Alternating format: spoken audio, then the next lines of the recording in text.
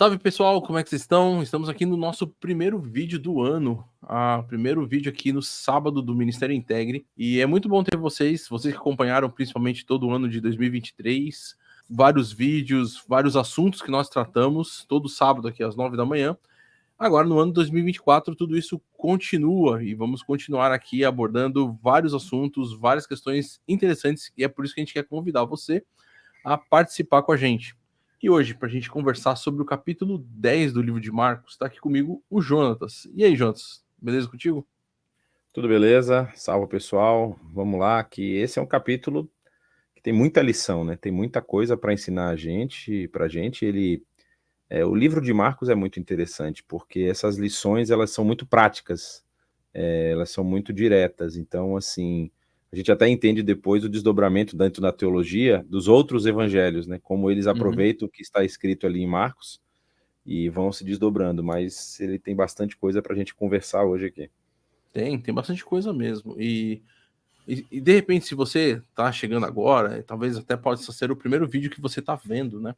E, bom, você já percebeu que nós vamos falar sobre o capítulo 10. Isso significa que tem 9 vídeos antes, tratando aí desde o capítulo 1º do livro de Marcos. E aí, mais ou menos, um pouquinho acima da cabeça do Jonatas, vai passar um linkzinho com o link da nossa playlist. E ali nessa playlist vai poder maratonar bastante aí. Então tem os 9 primeiros capítulos do livro de Marcos, mas também tem uma série de livros. Alguns livros do Timothy Keller, bem práticos, que nós trabalhamos aí, fizemos a leitura e os comentários. E, claro, também alguns outros livros bíblicos. Quero aqui lembrar, por exemplo, o livro de Eclesiastes, que fizemos no ano passado, que foi muito bacana. E, é claro, começamos já o ano passado aqui o livro de Marcos e estamos seguindo. E o que a gente está vendo? O que basicamente é importante a gente lembrar quando a gente chega aqui nesse capítulo 10? Bom, a coisa não começou agora. Jesus aqui está sendo apresentado desde o capítulo 1º. Jesus que é mostrado como sendo filho de Deus e Marcos ele é bastante direto, como o Jonatas falou, ele não fica com muitas. Bom, é um livro bem curtinho, são 16 capítulos, né? Então, entre os evangelhos, é o menor deles. E, e logo no versículo 1º, já Marcos fala: olha, Jesus é o Filho de Deus. É basicamente isso. Ele já joga essa informação pra gente. E ele vai começar a fazer o quê? A desenvolver esse pensamento, desenvolver tudo isso ao longo dos seus capítulos. A gente vai perceber que ele desenvolve mostrando a autoridade de Jesus, o poder de Jesus. Esse poder e essa autoridade, inclusive, é percebido, reconhecido pelas pessoas que estão ao seu redor. Porém, algumas pessoas passam a rejeitar Jesus. Começa a haver uma certa oposição até mesmo a Jesus e ao que ele está fazendo. E Jesus, então, à luz disso tudo, começa a demonstrar algumas coisas bem interessantes. Primeiro que ele começa a fazer a série de estudos, vamos dizer assim, ele começa uma série de ensinos, por exemplo, sobre o reino.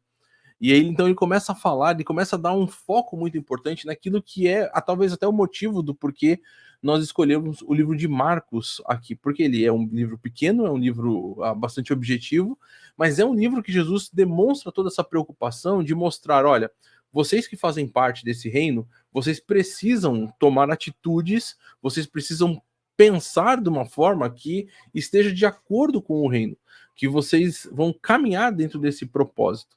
E aí a gente viu a Marcos desenrolando, né, toda essa informação, mostrando como Jesus começa a ter um relacionamento muito íntimo e pessoal com os discípulos. No capítulo 9, a gente viu talvez um dos grandes ápices disso tudo, que foi a transfiguração, onde Jesus se revela de uma forma totalmente inusitada e singular em toda a história para 3 desses discípulos, e ao mesmo tempo a gente viu aquela luta que está acontecendo, aquele problema todo, porque logo depois a gente vê Jesus tendo dificuldade com seus discípulos porque eles não estavam conseguindo expulsar um espírito mal da vida de uma pessoa.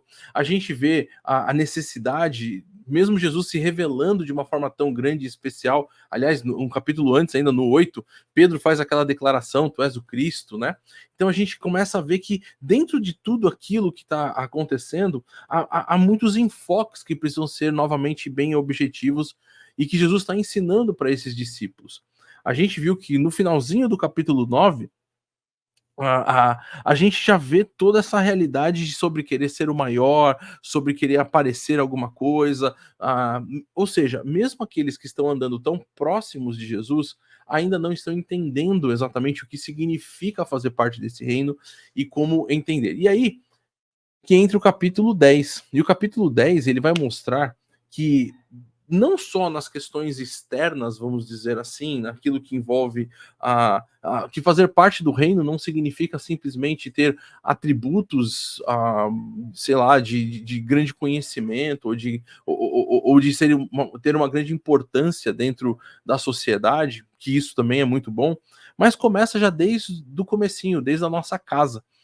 E é interessante, então, a gente perceber que o capítulo começa falando sobre divórcio. Inclusive, é uma pergunta que é colocada para Jesus sobre isso. E aí, é permitido? E é interessante que já o enfoque dela já coloca, é permitido para o homem se divorciar? E Jesus, ele mostra que dentro daquelas pessoas que estão talvez seguindo, porque inclusive os discípulos depois vão perguntar para ele, há certa ainda dureza de coração em alguns aspectos. Eu creio que isso é um marco daquela época que não é diferente hoje. Não sei, Jonatas, o que você vê? De repente a gente pode pensar um pouco sobre isso, né? Essa dureza do coração, ela se mantém ainda com aquelas pessoas que tentam fazer, de repente, ganhar algum mérito, alguma questão dentro para satisfazer os seus próprios interesses.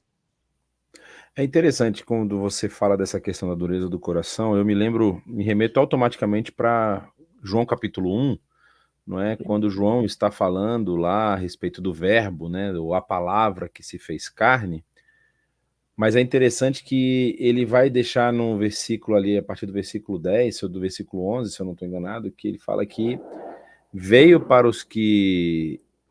o que era seu, mas os seus não o receberam.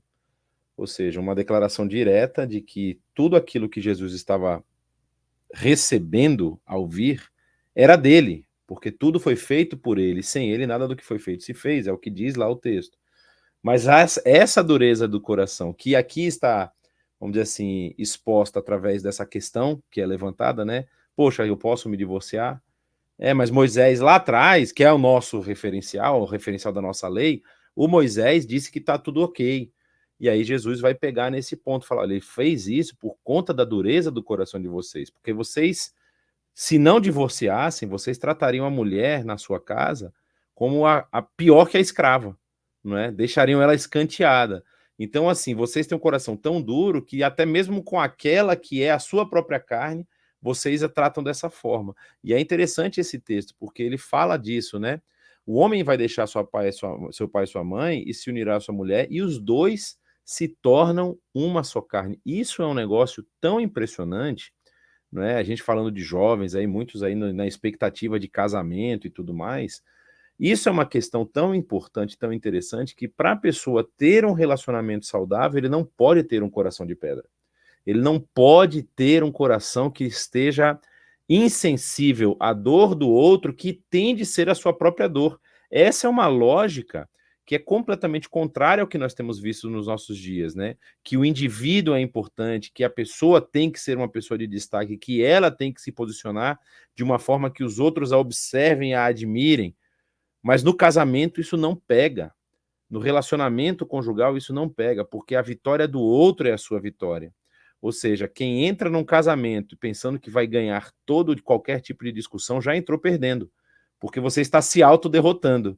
E quando ele vai casado, você fica um pouco mais tempo, você percebe que não adianta muita A coisa. gente vive isso. Não vou entrar nessa seara agora, mas assim, essa dureza que você colocou do coração, ela é explicitada nisso.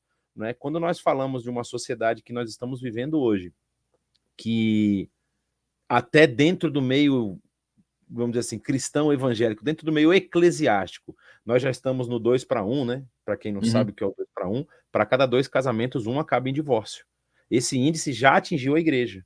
Então, assim, isso não é mais diferente da sociedade, porque a igreja é diferente. Não, nós estamos com essa situação. E isso se dá justamente por essa característica ignorada, essa dureza de coração, que inclusive o texto na sequência vai mostrar que os próprios discípulos tinham, né?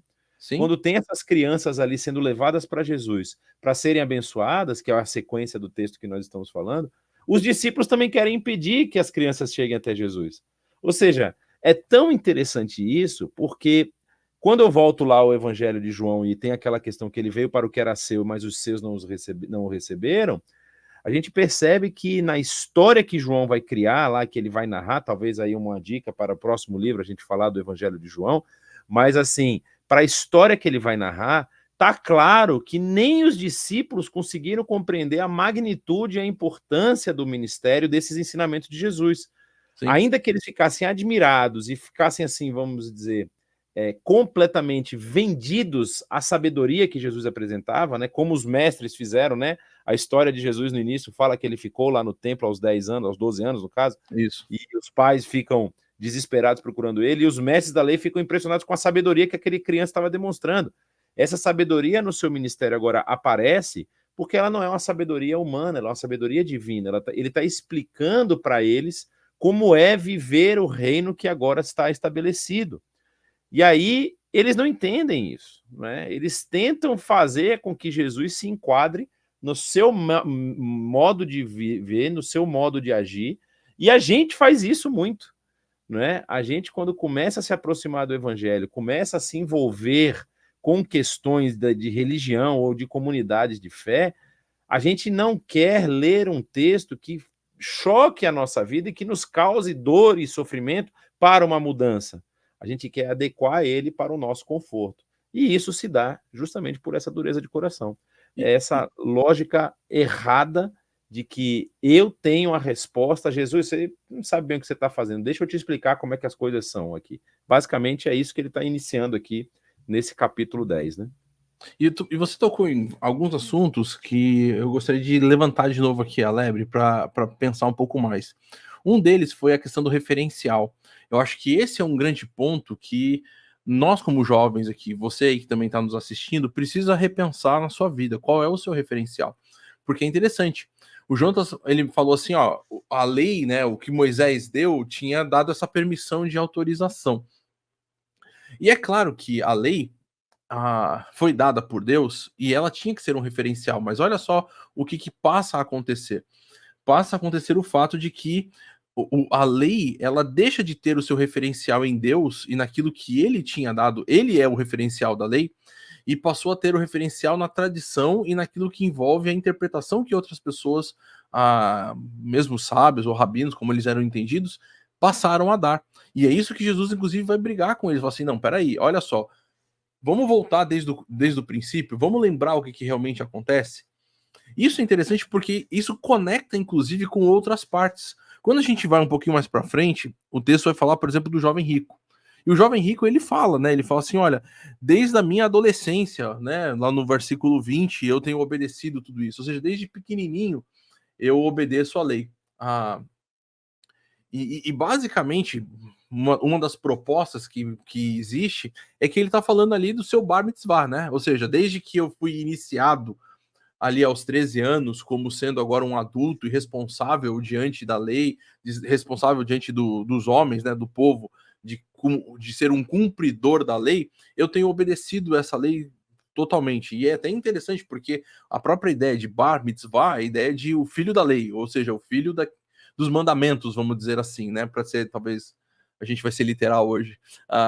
Então a gente vai pegar um pouco dessa ideia e olha só, eles tinham, então ele sabia dos mandamentos, ele sabia de como a coisa funcionava, mas ele não tinha entendido o Deus que estava por trás disso tudo e o amor, o cuidado, a generosidade e a direção de vida que aqueles mandamentos, aquelas orientações dadas por Deus deveriam produzir.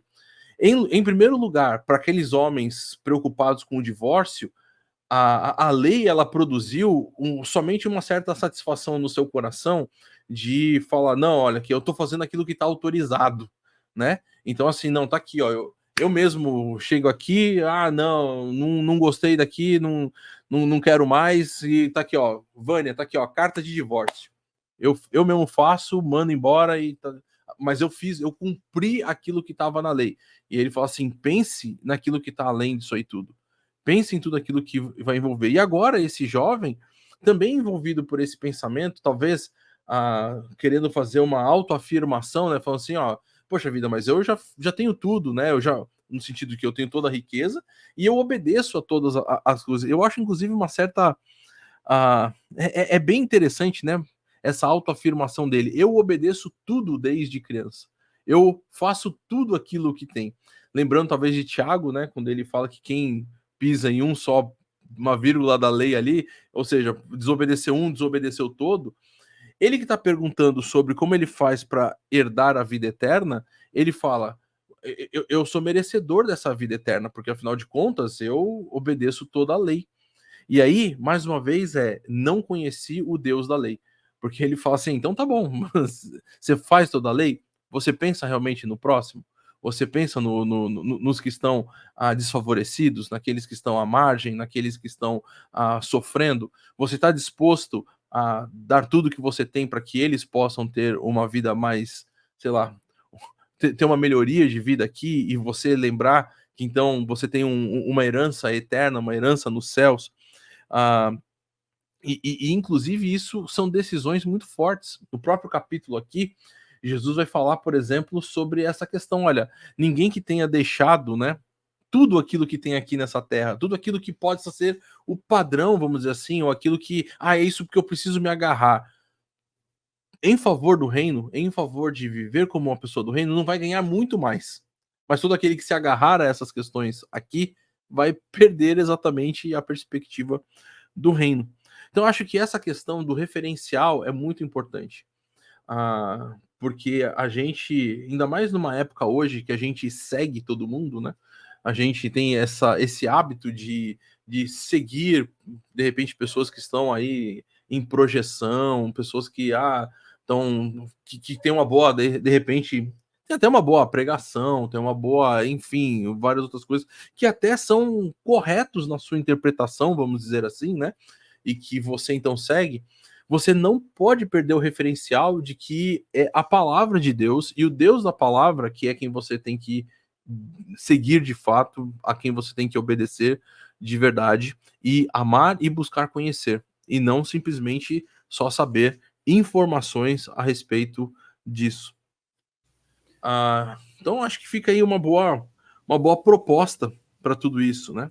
Agora, esse encontro do jovem rico tem muita coisa aqui, né, o Jonatas? Tem a questão. Então.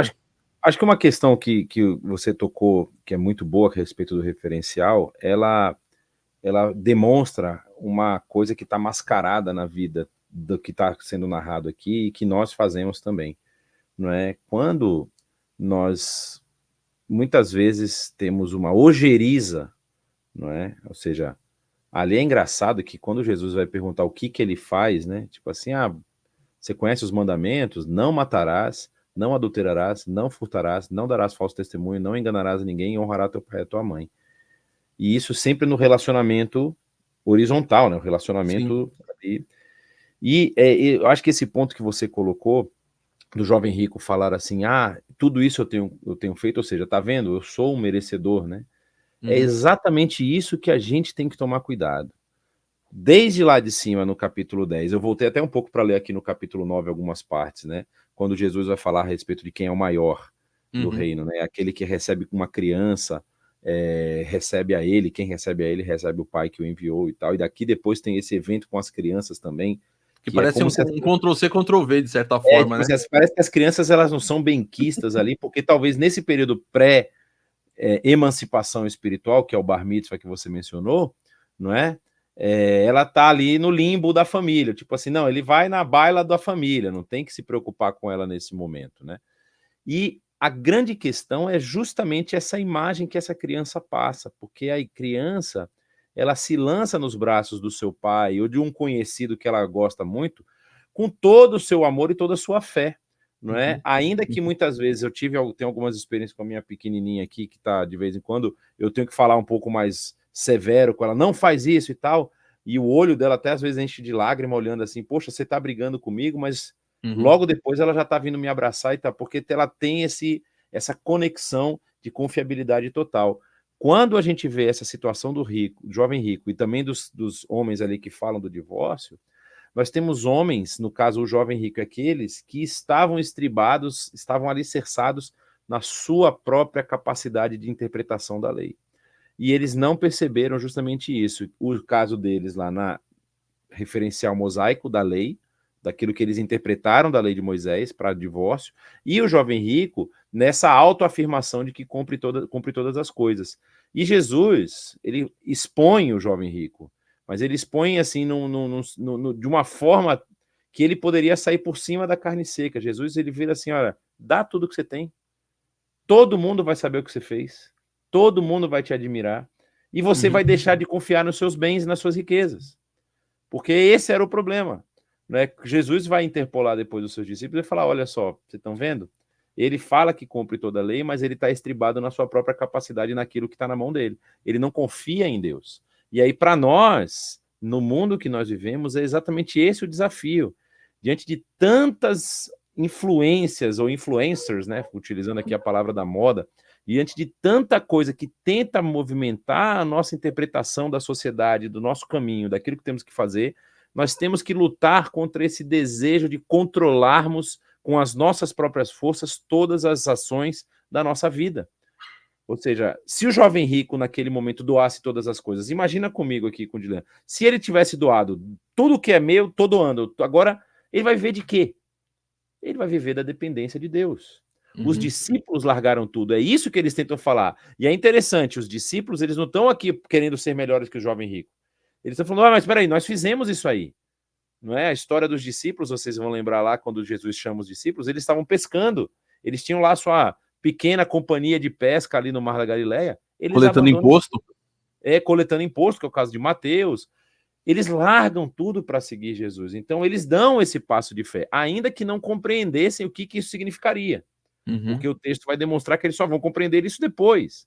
Mas, assim, eles conseguem se desvencilhar disso. Eu acho que essa é a nossa lição master aqui. Abandonar a nossa autossuficiência e confiar única e exclusivamente em Deus e no seu Filho Jesus, que habitou aqui entre nós e que nos traz essas lições tão valiosas para o nosso dia a dia. E fazendo isso, a gente vai caminhar naquilo que, inclusive, fecha o capítulo 10. O capítulo 10 vai mostrar duas realidades bastante diferentes. Depois a gente vê toda essa situação com esse jovem rico.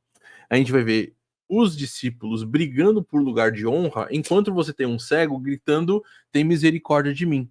Então, assim, você vê esses dois opostos nesse capítulo, toda essa direção daquilo que Marcos está mostrando pra gente, né? Marcos tem um propósito de fazer com que a gente pense e conecte essas informações para que elas, para que esse argumento, para aquilo que ele está querendo comunicar pra gente, seja bastante vivo pra gente. Então a gente vê, há uma dureza no coração, há uma realidade de nos apegarmos a tradições ou nos apegarmos a algum tipo de realidade que vai fazer com que a gente se ache melhor do que o outro, e inclusive até faça o mal para o outro, como no caso do divórcio aqui, do abandono da mulher. Depois vai ter o jovem falando, não, eu sou superior a tudo isso aí, eu obedeço, eu faço os mandamentos da forma como eu mesmo interpretei e tal. E aí esses discípulos agora, que já tinham tomado uma lapada de Jesus lá no capítulo 9, quando eles falam quem é o maior, né, sobre toda aquela questão. Lá não estava tão explícito, né? Aqui eles abriram a caixa de ferramenta, né? Lá estava meio assim, não, vamos ver quem é o maior. Aqui eles falam, não, Jesus, bota nós dois aí, um de cada lado ali, porque a gente merece, né? Basicamente é uma afirmação muito pesada deles aqui. E esse desejo de ter a honra para si, né? De ter toda a coisa. Ó, é um à direita e o outro da esquerda. Ou seja, porque de certa forma o trono é o lugar onde, quando todo mundo entra, é a direção para onde o seu olho vai direto. E aí, é claro que você vai ver a pessoa que está no centro, mas, cara, não tem como. Você vai olhar ali, você vai ver. Né? São os auxiliares ali, né? A parte da nobreza, né? Então, e aí tem esse desejo. E aí Jesus vai começar a falar assim, cara, vocês não estão percebendo? Ele vai falar sobre o cálice e sobre o batismo, e vai mostrar que a vida dele é uma vida, então, de sofrer e de lidar com dificuldades. Vai falar sobre a sua morte, ele vai dar uma segunda informação sobre isso, né, dizer novamente. E essa história agora do cego, do Bartimeu, é aquilo que encerra tudo isso. Enquanto então alguns estão querendo buscar o lugar de honra, outros estão olhando para Jesus falando: Filho de Davi, tem misericórdia de mim. Eu sou o cego, eu estou necessitado. Eu não sou aquele que tem que vai escrever carta para os outros mandando embora, não tenho essa autoridade. Eu não estou aqui chegando para você falando assim, não, eu faço todas as coisas. Na verdade, o que você precisa fazer é me abraçar e falar, cara, você foi bom mesmo, eu reconheço. Que cara top você foi. E nem tá preocupado se vai sentar do lado direito ou esquerdo. Ele só tá falando, tem misericórdia de mim, me ajuda, eu preciso de você. E eu acho que essa é a grande postura que Marcos quer nos levar a entender e nos colocar diante desse Jesus, que é o Filho de Deus, que é o próprio Deus encarnado, diante dele e falarmos: Jesus, tem misericórdia de mim. Não vou nem aqui chutar o pau da barraca falando assim, não, eu quero sentar lá no última fileira. É simplesmente eu quero estar contigo. Não importa Exato. qual é o lugar, entende? Não é, não, porque um queria sentar, não é aquela também piedade, né? De falar assim, não, eu fico lá no último banquinho, não tem problema. Porque a grande questão é que ainda assim você tá pensando num lugar, você tá pensando, tipo, qual é a minha posição? E a sua posição simplesmente é estar com Jesus. Essa qual é, se é no fim da fila ou no começo da fila, depende de que lado que Jesus vai aparecer. Mas, mas estar Exatamente. com ele é o que você precisa para tua vida. Perfeitamente, perfeitamente. Essa é uma história muito, muito bonita, né? Assim, a gente, depois de 3 contos, vamos dizer assim, que demonstram a falha do caráter, você tem um homem que tem um caráter falho, fazendo o reconhecimento que muitos dos discípulos demonstraram não ter, né? Ou seja, é isso que você falou, lembrei aqui do futebol, né? Jesus, eu não quero nem entrar em campo, não preciso nem estar entre os 11, nem entre os reservas, eu posso até o roupeiro do time, eu quero estar no time. Me deixa aqui, por favor. E é um salto de fé desse homem, né? Porque a história vai dizer que ele estava lá cego já há muito tempo, e quando ele ouve falar que Jesus está passando, ele provavelmente já tinha ouvido falar das histórias, ele sai e se lança. Não quer saber de passar vergonha. Falou, minha chance é agora. Está ali a pessoa que pode transformar a minha situação. Esse é o lançar da criança, né? A gente volta àquela questão das crianças que a gente estava falando. É a criança que se lança com o amor e com a fé puras, né? Tipo assim, e Jesus ainda é muito claro, quem não tiver fé como essa criança não vai entrar no reino dos céus. Então a gente tem que lutar, brigar, bater na gente mesmo para a gente ser como criança e se lançar nos braços de Jesus. Amém. É isso aí. E como Bartimeu, então, jogue fora a sua capa, aquilo que te protege na noite, aquilo que te dá algum tipo de segurança e vá ao encontro dele. É isso aí. Estamos finalizando mais um vídeo. Jonatas, quer de repente fazer uma observação final aí, só para a gente. Eu acho que é importante, né, a gente sempre buscar compreender o texto, né? A gente deu um en passant aqui no capítulo, mas vale muito a pena vocês lerem bem o capítulo. Às vezes vão surgir algumas dificuldades de interpretação de dúvidas. Existem muitos comentários, principalmente dos evangelhos, tem bastante coisa, mas também tem outros vídeos aqui no próprio canal da IBNU que podem esclarecer alguma coisa e tudo mais, né? E como o Dilean falou, a gente está no capítulo 10. Segue lá, segue o fio, né? Vai lá no início, vê tudo para você poder ter um panorama bem assim completo de tudo que passa nesse livro e continua com a gente que a gente vai até o final do livro também. Espero que isso seja bênção aí na sua vida. E é isso aí. E agora você também já sabe. Sábado que vem, às 9 horas da manhã, sai o capítulo 11. Aproveita durante essa semana para ler o capítulo 11, de repente já olhar algum comentário, participar com a gente. E você aí nos comentários aqui embaixo, no YouTube, também coloca aquilo que você entendeu, aquilo que chamou sua atenção, aquilo que você viu de prático, e você fala assim, poxa, isso aqui é importante para todos nós. Que vai ser muito gostoso participar disso aí com você também. E se você está aqui por São Paulo, amanhã, às 10 horas da manhã, nós temos a nossa celebração presencial, Rua Tianguá, número 25, bem pertinho ali do aeroporto de Congonhas. Você é convidado. Caso você não esteja aqui em São Paulo, às 9h30 sai a nossa celebração online. Então fica ligado para você poder ouvir mais da palavra de Deus, músicas, enfim, muita coisa boa para você. Um grande abraço.